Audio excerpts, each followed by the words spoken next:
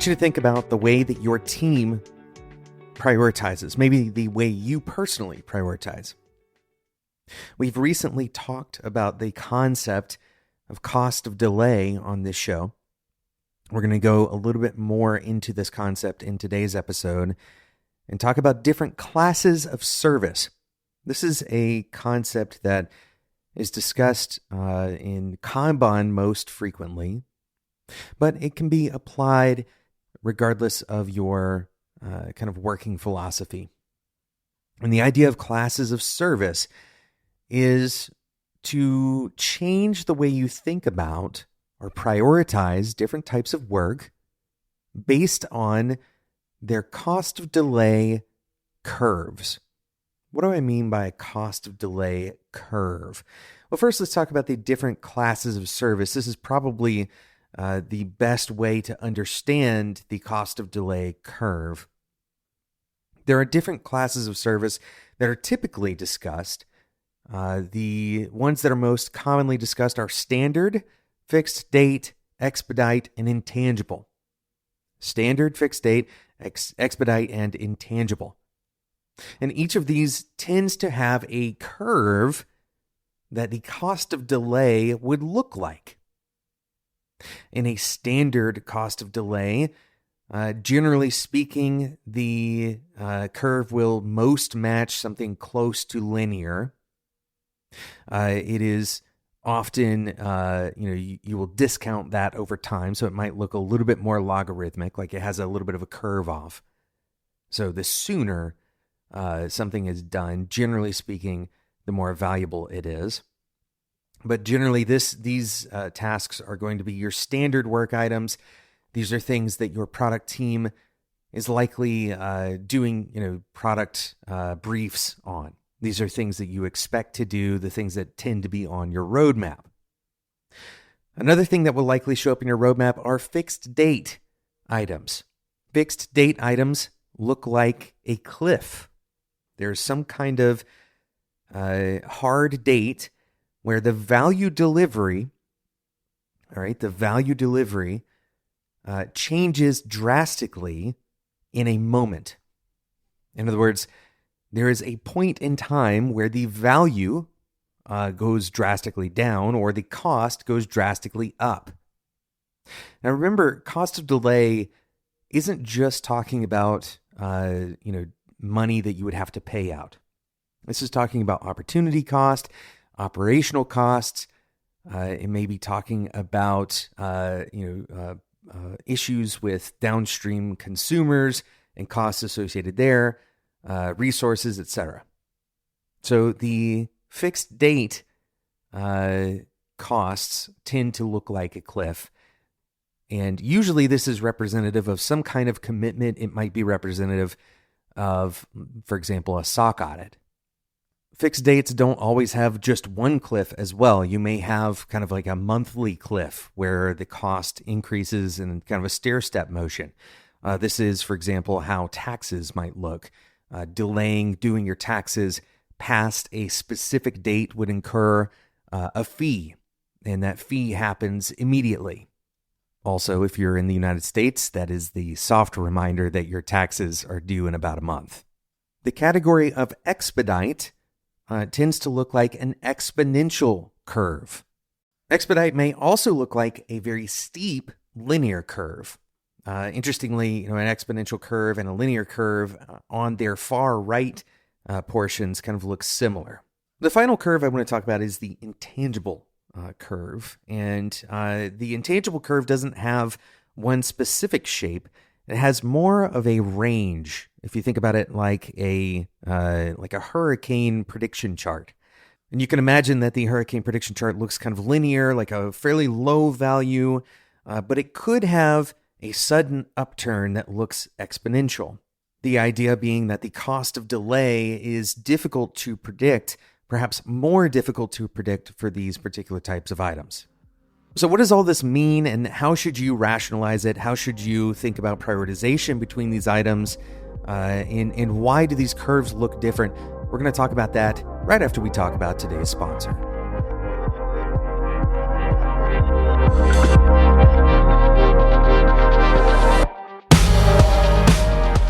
In a perfect world, you have your code base perfectly documented. But the truth is, you probably remember the last time you had a question about your code base and you spent hours digging through Slack channels, PRs, Jira tickets, and wikis looking for the answer. Or what about the last time you bounced out of the IDE to answer a colleague's question? Maintaining a shared understanding of a code base, much less multiple code bases, gets harder as an engineering team grows. Getting answers to questions also becomes more time-consuming when you're onboarding new team members or working on refactoring existing projects. This all becomes even harder when you actually do have documentation, but it turns out that half of it is out of date. Unblocked solves these time sinks. It provides helpful and accurate answers to your questions about your code base in seconds. And these answers are specific to your team and specific to your code base because it complements your source code with relevant discussions from GitHub, Slack, Jira, Notion, Confluence, and more. Like an extended team member who never sleeps, Unblocked is aware of every decision, every discussion, and every part of your code base. With Unblocked, teams ship faster by spending less time digging for information and dealing with interruptions. Check out Unblocked at getunblocked.com. That's getunblocked.com.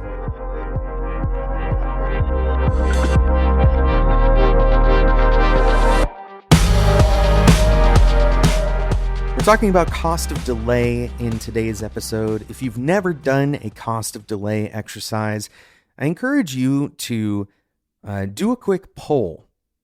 Imagine you and your product manager or product owner, maybe your boss, whoever that is, maybe it's an engineering manager or director.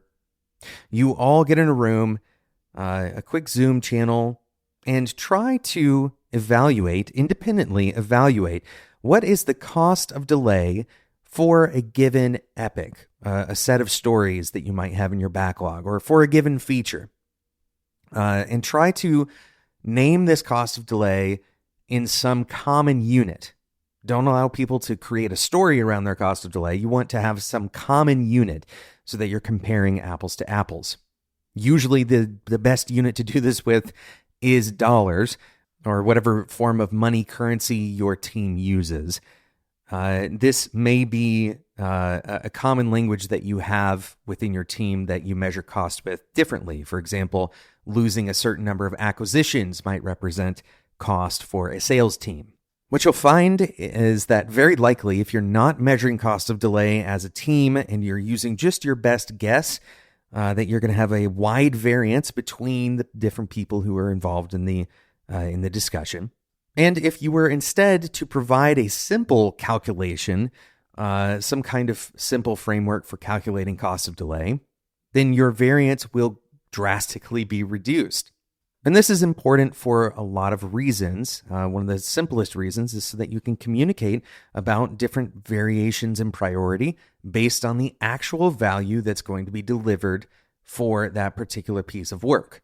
But the next step is in understanding the curve in the cost of delay. For example, if you have that fixed time or fixed deadline curve, it's not really that much of a curve.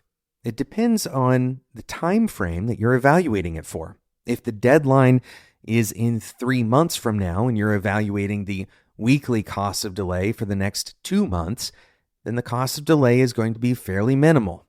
It's only once you hit that cliff that the cost of delay actually comes into play. So how do we rationalize between these different curves in cost of delay? As with many things that are worth talking about, the answer is truly that it depends. But we don't want to leave it there. What does it depend on? How can we make a decision in a given context based on, let's say, 2 items with different curves? So I'm going to discuss a common scenario, perhaps 2 common scenarios, and then we'll discuss why certain decisions might be made in those scenarios. So scenario 1 is that you have a fixed deadline that's upcoming, and you also have some normal work, some kind of feature work that you want to prioritize against the fixed deadline work. The fixed deadline work has some value. Once it's delivered, let's say you're going to win a particular contract, whereas otherwise you would not have And in particular, that contract has to be done by a certain date. It's a drop dead deadline. And the feature work has some cost of delay, which is kind of the flip side of the coin of value as well. Once you deliver these features, you can predict that you're going to have some kind of value delivered to your consumers. Now, let's imagine that the feature delivery cost of delay, let's say both of these take 3 weeks for simplicity's sake. You're going to deliver a feature in 3 weeks, or you're going to meet the deadline by focusing on that particular set of work in the next 3 weeks. Let's imagine that your potential value, right, the cost of delay is greater for the feature work than it is for the fixed deadline work. In other words, the feature is going to potentially net you, let's say, $20,000 a week, and the fixed deadline work is only going to net you, on average, $15,000 a week. The rational decision in this situation is to focus on the feature work and to allow that particular deal, whatever it was that was causing that cliff or the fixed deadline, to fail. Now, this seems counterintuitive. It seems like deadlines always win. But I want to dig into the primary protests against this method and against this kind of rationality. The first thing that I'm hearing in the back of my mind from my many years of working with product counterparts and customer service counterparts is that the relationship is worth more. That integrity of the relationship is worth more than delivering the feature. In this case, and in many cases like this, we need to account for that in the cost of delay model. In other words, the cost of delay may look like we're only accounting for winning that particular contract, but we may also need to account for the loss of trust with whoever that particular consumer client is. So if we say that we're 20% less likely to work with them in the future, what does that translate to in terms of cost of delay? And most kind of objections to this way of thinking that you would prioritize feature work over some kind of fixed deadline work, most objections to that are because the cost of delay or the evaluation of that value delivery is insufficient. We're not actually counting the cost that we would incur of missing that deadline completely. So let's imagine that we lose this client forever, and we want to calculate what that cost of delay impact would be. Maybe the lifetime value of that particular client for your business is, $2 million. And we risk losing them by 50%.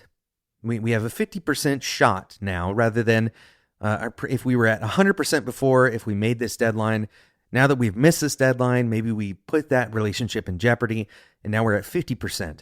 So $2 million of potential lifetime value from this particular partner, from this client, and we multiply that using a utility function of 50%, because now we are only 50% certain that we're going to renew this relationship. That would create a cost of delay of $1 million. Now, the alternative protest here is that that's not real money, that we're talking about theoretical money. We're multiplying out the lifetime value of this particular partner. And the truth is that we're doing that with the feature work as well. Right? If we say, the cost of delay for this feature work is X number of dollars, well, that's not real money either. We don't know who's going to adopt the feature. We don't know what its impact will be. We are predicting that we will make a certain amount of money in this certain amount of time. So one antidote, if you feel like your cost of delay models are not representing reality, or these kind of A/B comparisons between value generation, cost of delay in one situation, cost of delay in another situation, is to ensure that your cost of delay models are inclusive of those kinds of considerations. The potential loss of a client, for example, making sure you're counting the costs associated with all of those parts of the puzzle. Now, it's reasonable to also expect that your feature delivery may incur similar theoretical costs of delay, Like, for example, if people were expecting new features to come out and they didn't, then you might be eroding trust with those consumers as well. So if your feature delivery was for the like a GA release, right, a general audience release, then perhaps you erode your trust with them by some small percentage, maybe 1 or 2%, rather than the larger 50%. But if you're eroding your trust with all of your consumer base by 1 or 2%, and depending on how large your consumer base is, that may actually have a larger impact than eroding the trust with that one particular consumer by 50%. So now you can see why we say it depends, but it can be rationalized. Right? We can actually go down the path of making better decisions this way. In most cases, you will have a pretty clear winner. You'll recognize the cost of delay in a given circumstance for a given period of time, and you'll be able to prioritize with pretty clear gaps. The one specific kind of work I'd like to discuss and then provide you with a way of thinking about de-risking based on this kind of work is the intangible work.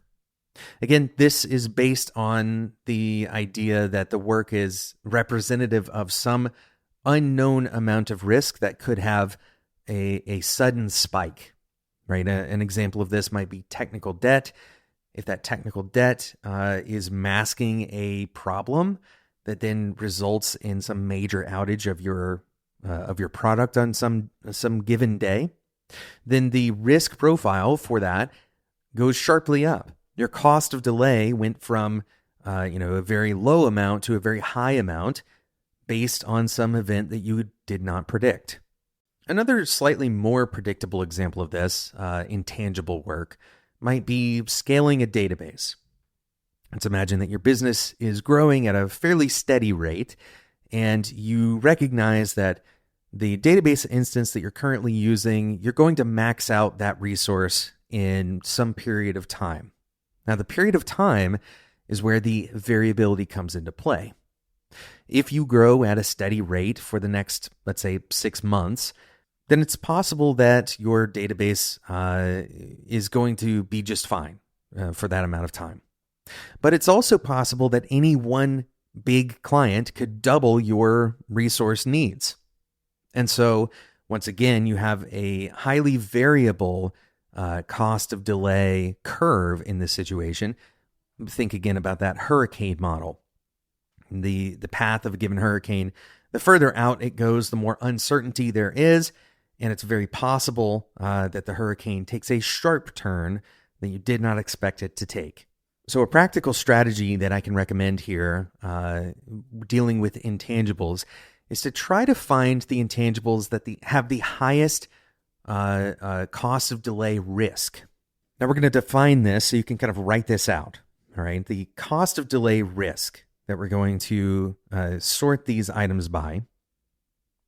All right, so this is your tech debt backlog. You're going to look for items that have a high variance of cost of delay potential. All right, so in other words, maybe this will cost us $10, maybe it'll cost us $1,000, maybe it'll cost us $100,000 or $1 million. This is a high variance of cost of delay. And more specifically, you're looking at variance both in the vertical and the horizontal axes. So in other words, it might cost us $1,000 every day for the next year or 2 years, or it might cost us $1,000 today and $1 million tomorrow. Of course, we're basing this off of risk profiles of likelihood, right? So I want you to do some analysis to determine what is the likelihood that this variance is high. In our previous example, it is possible that you get a mega corporation that requires you to double your resources, but the likelihood of that may be fairly low. An important mental model you might make use of here is what we talked about in previous episodes recently about the average. This is not a time that you want to use an average. Instead, you want to use a distribution. You want to look at something like the normal distribution of variance for a given tech debt item. Now, this is not something that's easy to produce. This is not something that most teams are likely to have. So what you're really trying to do here is come up with a reasonable guess, right? So for a given item in your backlog related to tech debt, you might say, okay, for the cost of delay for this particular tech debt item, I think there is a median of, let's say, $10,000 a week with a standard deviation of $20,000 a week. Or perhaps you recognize that the distribution is not actually normal, that it's skewed. And it's not necessarily likely that anyone listening to this podcast is trying to fit a curve with relation to the risk of any given tech debt item in your backlog. But instead, you're trying to identify, okay, which of these has the highest likelihood of high variance. That's the nutshell version of this. And even if you just bucket these into, okay, this has a high likelihood, this has a medium likelihood, if you were to take the bucket that has high likelihood of high variance, and then all you're going to do is sort by the amount of time required to remedy the issue, to deal with the tech debt. And we're going to take the shortest item on the list. And what we're going to do here is we're going to view this like a risk management exercise, like a portfolio. You're making investments in a potential return. Again, this is the flip side of cost, right? Cost of delay is the flip side of value delivery. So you're making an investment with an uncertain return, and these investments are going to be weighted towards the ones that have the highest likelihood of growth, the highest likelihood of a high cost of delay in a short amount of time. This kind of framework works best if you can dedicate a certain amount of time, very similar to setting aside a percentage of your income into an investment. Again, remembering that the value delivery of this, it may not be immediate. And in fact, you may actually never know whether that investment was good. Unlike a stock portfolio, you're not going to get clear returns on investments here. You may just never experience that potential cost that you had outlined. Similarly, if you invest in that fixed deadline work, you don't know necessarily what the risk was of missing the deadline because you never actually incur that cost. But it's important here to recognize that cost of delay and this framework more generally is not looking at profit versus loss as two separate categories, right? Cost of delay in this case is talking about potential loss of opportunity as well as actual spend. These are kind of combined into a single kind of fluid metric. In other words, you could have $100 in your bank account and have a real and tangible cost of delay of $3 million, even though you could never actually pay out $3 million. In this case, the cost of delay is going to be an opportunity cost rather than an actual resource cost. There's so much more that we could talk about here in comparing when to invest in a particular direction, how to use these curves for cost of delay. And if you're interested in talking more about this specific subject, let me know. Send me an email at developert@gmail.com. You can also contact me in our Discord community. Head over to developert.com/Discord. I'm there, and a ton of other listeners are there as well. Thank you again to today's sponsor, Unblocked. If you would rather spend your time coding instead of digging for answers or dealing with questions from colleagues, give Unblocked a try. Unblocked provides helpful and accurate answers to questions about your code base. Get started with Unblocked at getunblocked.com. That's getunblocked.com. Thanks so much for listening, and until next time, enjoy your tea.